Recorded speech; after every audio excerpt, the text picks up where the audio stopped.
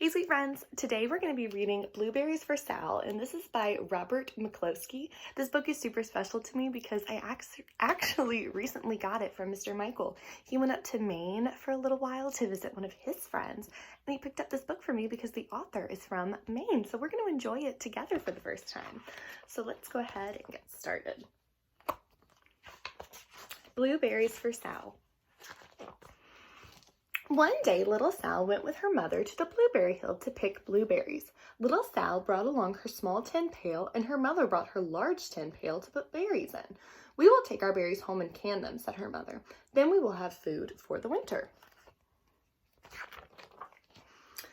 Little Sal picked up 3 berries and dropped them in her little tin pail. Ka-plunk, ka-plunk, ka-plunk.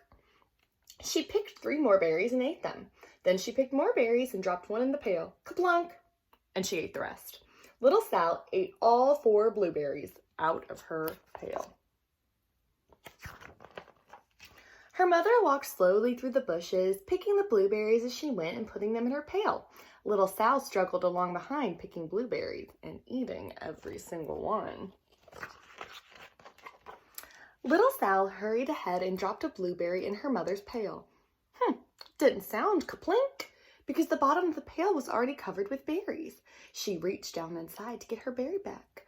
Though she really didn't mean to, she pulled out a large handful because there were so many blueberries right up close to the one that she'd put it in. Her mother stopped picking and said, "Now, Sal, you run along and pick your own berries. Mother wants to take her berries home and can them for next winter." So I'm going to stop and think right here. I know that this book is fiction. It's got illustrations. We know it's a made-up story. But I'm wondering what type of fiction it is. Can you think in your brain? Based on the illustrations, what the characters are wearing, they're collecting food for the winter, they're not going to the grocery store like we do today. What do you think that this might be? I'm guessing historical fiction too. I'm guessing that this is a made-up story that took place in the past. Her mother went back to her picking, but little Sal, because her feet were tired from standing and walking, sat down in the middle of a large clump of bushes and ate blueberries. Uh-oh. What do we think might be happening next based on this illustration? On the other side of Blueberry Hill, Little Bear came with his mother to eat blueberries. "Little Bear," she said, "eat lots of berries and grow big and fat. We must store up food for the long, cold winter." Little Bear followed behind his mother, and she walked slowly through the bushes eating berries. Little Bear stopped now and then to eat berries. Then he had to hustle along to catch up. Sounds familiar. Kind of sounds like Sal and her mom, huh? Because his feet were so tired of hustling, he picked out a large clump of bushes and sat down right in the middle and ate blueberries. Over on the other side of the hill, little Sal ate all of the berries she could reach from where she was sitting, and she started out to find her mother. She heard a noise from the rock and thought, "That is my mother walking along." Let's make a prediction. Do you think it's her mother, or do you think maybe it's another character? But it was a mother crow and her children, and they stopped eating berries and flew away, saying, "Caw, caw, caw." Then she heard another noise in the bushes and thought, "Well, that surely is my mother. I will go that way." Wonder who it might be. But it was Little Bear's mother instead. She was tramping along, eating berries, and thinking about storing up food for the winter. Little Sal trampled right along behind. I would be running away. I would not be following along. By the time Little Bear had eaten all the berries he could reach without moving from his clump of bushes. Then he hustled off to catch up with his mother. He hunted and hunted, but his mother was nowhere to be seen. He heard a noise from over the stump and thought, "That is where my mother is walking along." But it was a mother partridge and her children. They stopped eating berries and hurried along. Then he heard a noise in the bushes and thought, "Well, surely that is my mother. I will hustle that way." But it was little Sal's mother instead. She was walking along, picking berries and thinking about canning them for next winter. Little Bear hustled right along behind. Looks like we got a mommy mix up here. Little Bear and little Sal's mother and little Sal and little Bear's mother were all mixed up with each other among the blueberries on Blueberry Hill.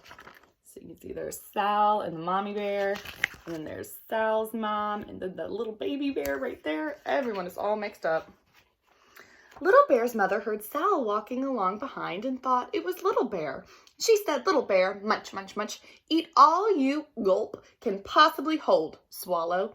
Little Sal said nothing. She picked 3 berries and dropped them, kaplink, kaplink, kaplunk, in her small tin pail. Little Bear's mother turned around to see what on earth could make a noise like kaplunk. "Grumph!" she cried, choking on a mouthful of berries. "This is not my child. Where is Little Bear?"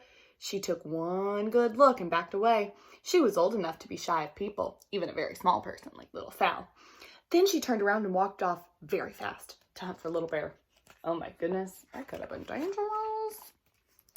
Little Sal's mother heard Little Bear tramping along behind and thought it was little Sal. She kept right on picking and thinking about canning blueberries for next winter. Little Bear padded up and peeked into her pail. Of course, he only wanted to taste a few of what was inside, but there were so many, they were so close together, and he tasted a tremendous mouthful by mistake. "Now, Sal," said little Sal's mother without turning around, "you run along and pick your own berries. Mother wants to can these for next winter." Little Bear tasted another tremendous mouthful and almost spilled the entire pail of blueberries. Little Sal's mother turned around and gasped, "My goodness, you are not little Sal. Where is my child?" Little Bear just sat munching and swallowing and licking his lips. Little Sal's mother slowly backed away. She was old enough to be shy of bears, even very small bears like Little Bear. That would be me too. Then she turned and walked away quickly to look for little Sal. She hadn't gone very far before she heard a kaplink, kaplink, kaplunk. She knew just what made that kind of noise. Little Bear's mother had not hunted long before she heard a hustling sound that stopped now and then to munch and swallow. She just knew what made that kind of a noise.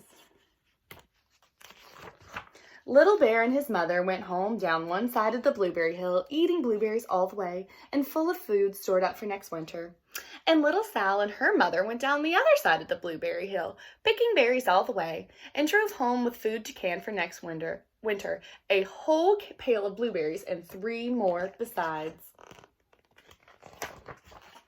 And there they are, canning up those blueberries to store for the winter. I hope you guys enjoyed reading Blueberries for Sal with me. I so enjoyed sharing it with you, and I will see you in my next Read Aloud. Bye!